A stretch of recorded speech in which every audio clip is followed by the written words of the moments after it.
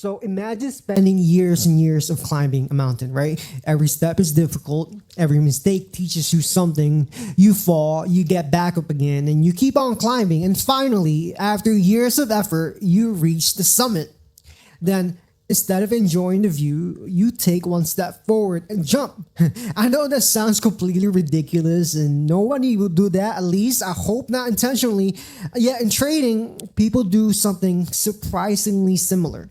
Like they've spent months and months and sometimes years developing discipline, like learning risk management, following their rules, building consistency, and their accounts actually start growing. Their confidence returns, and everything that they've worked toward is finally beginning to happen. Then, just one day, out of almost nowhere, they break every single rule. They oversize, they ignore the stop loss, take unnecessary, stupid trades, and get back weeks and weeks and even months of progress. And afterwards, they look at their account and say, why the heck did I do that? It does not make sense. If success is what we wanted, like, why would we destroy it? Sometimes our greatest obstacle is not failure, it's success itself. Because success has a strange way of exposing the beliefs we secretly carry about ourselves. So, listen, a lot of people assume that everyone wants success, but psychology suggests that something's happening more complicated here. Human beings don't simply pursue what they want, and we often pursue what feels familiar. And because imagine somebody who's lived with financial stress, right, their entire life. They got so much bills stacked up. They got debt that they got to cover. They're in constant worry, and over time, that emotional state becomes their normal. That's their baseline. It's not enjoyable. It's just familiar. Now, imagine that same person's life suddenly changes. Like all of a sudden they got more money, they got less stress, they got greater opportunity. And you know what? You would expect them to feel relief, but instead, some people would begin to feel strangely uncomfortable. Not because success is bad, because unfamiliarity feels unsafe. Listen, our brain are prediction machines, right? They're constantly asking one question: what usually happens next? When life follows familiar patterns, the brain relaxes, even if those patterns aren't healthy.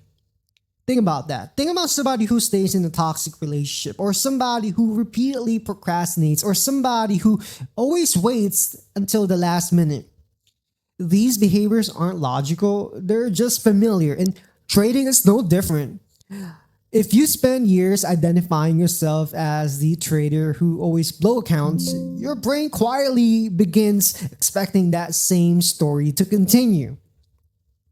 Because look, imagine saying the sentence, I'm just bad with money, or I'm an emotional trader.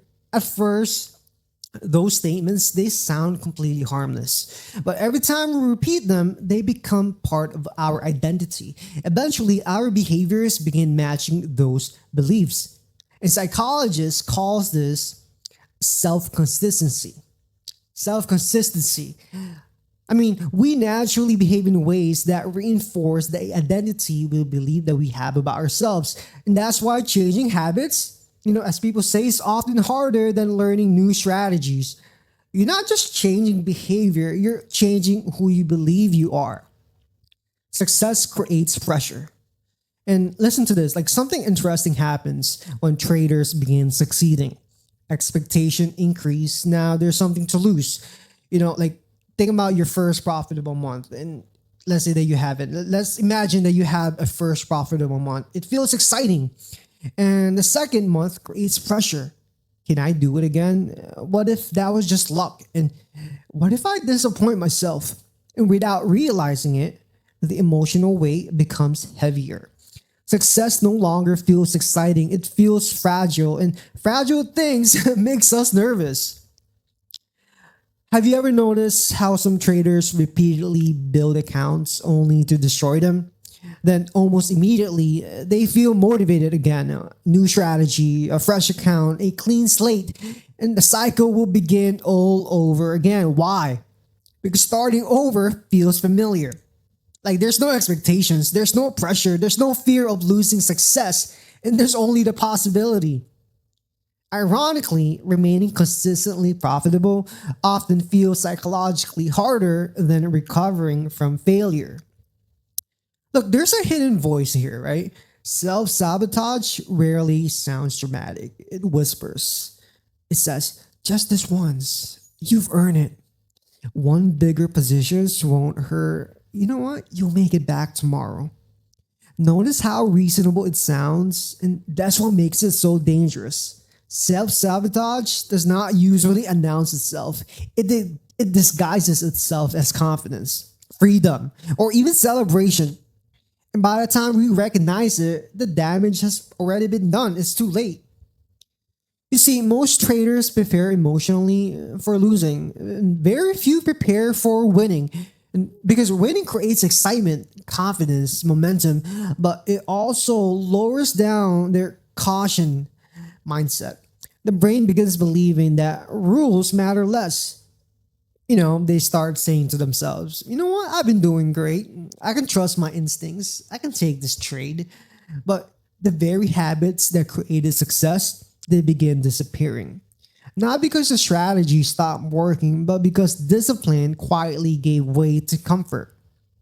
Listen, most traders, they don't talk about the fear of losing. Very few people talk about the fear of succeeding because success actually changes things. It changes expectations, responsibility, and your identity.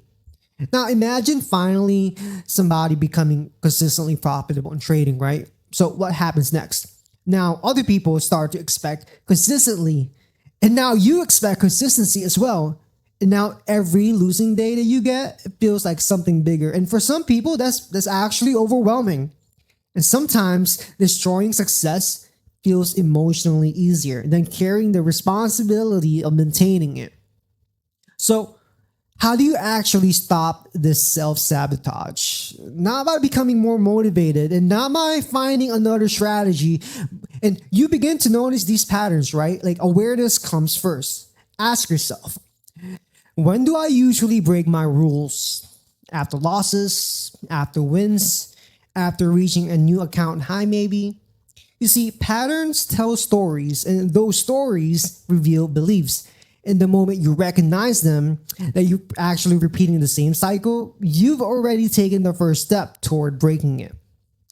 So look, here's an unusual thought, right? Most people practice failure far more than they practice success. Like they've spent years recovering, restarting, beginning again, but staying successful. That's an unfamiliar territory. That's uncomfortable. And consistency is a skill. And remaining disciplined while everything else is going well is also a skill. And protecting your progress is a skill. You see, success is not a destination, it's a behavior. One decision repeated over and over and over again. So the next time you feel like you're tempted to break one of your trading rules, take a pause. Ask yourself this one question. Am I making this decision because it improves my process or because it feels emotionally familiar? And that question itself creates space. And inside that space, your future starts to begin to change because self sabotage survives in unconscious patterns. And awareness of those patterns breaks those patterns. So, there's the conclusion here. Most people believe that success is difficult to achieve, and you know what? It is, right? But keeping success can be even harder. Not because the market becomes more difficult, but because our minds often resist what feels unfamiliar. Look, the greatest battle in trading is rarely against the price action. It's against the invisible stories that we've been telling ourselves for years. Stories about who we are, what we're capable of, what we deserve, and the market has a very interesting way of exposing those stories. Not because it's trying to teach us, but because uncertainty reveals what already exists inside of us. You see, the trader who achieve long-term consistency aren't necessarily more intelligent. They're not just more luckier, they simply learn to recognize the moment their emotions begin rewriting their rules. Because success is not protected by motivation, it's protected by awareness. by discipline, by humility. And every profitable trader eventually discovers that the hardest part is not reaching consistency, it's believing that they're capable of keeping it. And perhaps, that may be the final lesson. Look, the market cannot decide whether you're worthy of success. It's only you. You will decide that. So every time you follow your process, every time you respect your risk, and every time you refuse to let one emotional decision rewrite months of disciplined work, success is not something you achieve once. It's something you choose one trade at a time every single day. So master your mind, master your market. This is the NQ state of mind. If you like this video, you think it helped you in any way, shape, or form, please share, like, subscribe, and comment. I promise you I will respond to you. I hope you have a good trading day today. All right, we'll see you later.